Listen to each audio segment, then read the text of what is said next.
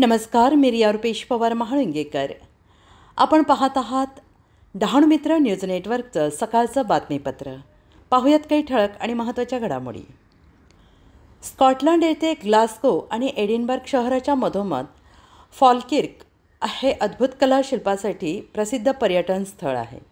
फॉलकिर्क या ठिकाणी the हॅलिक्स park नावाचं एक स्थळ आहे आणि त्या पार्कमध्ये 2 घोड्यांच्या डोक्याचे भव्य मोठं शिल्प आहे. याला या ठिकाणी केल्पीज असंही म्हणतात. स्कॉटिश लोक कथेनुसार केल्पीज म्हणजे पाण्यात राहणारे रहस्यमय पाणघोडे आणि येथील कथेनुसार केल्पेज हे जलघोडे पाणघोडेसारखे प्राणी होते. ते नदी आणि तलावात राहत असत. स्कॉटलंडच्या औद्योगिक विकासासाठी हे घोडे शेती आणि कालवे वाहतूक यामध्ये महत्त्वाची भूमिका बजावत असत.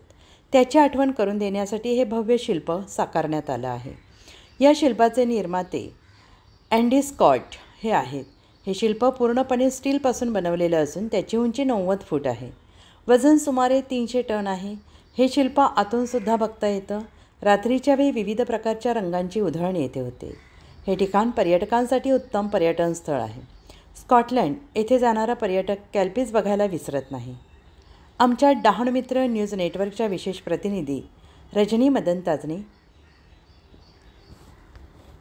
अशाच नवनवीन बातम्यांसाठी पाहत रहा डहाणू मित्र न्यूज नेटवर्क. लाईक करा, कमेंट करा, आपली मतं कमेंट बॉक्समध्ये नक्की कळवा. आमच्या चॅनेलला सबस्क्राईब करा.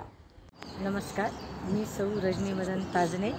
डहाणू मित्र न्यूज नेटवर्कमध्ये आपले स्वागत आहे. आता आपण स्कॉटलँडमधील फॉलकिर्क या ठिकाणी आलेलो आहोत. येथे आपण बघू शकता जलघोड्याच्या किंवा पाणघोड्याच्या भव्य दिव्य अशा प्रतिकृती आहेत. घोड्यांचा इतिहास म्हणजे की हे प्रगतीचं निशाण मानलं जाते.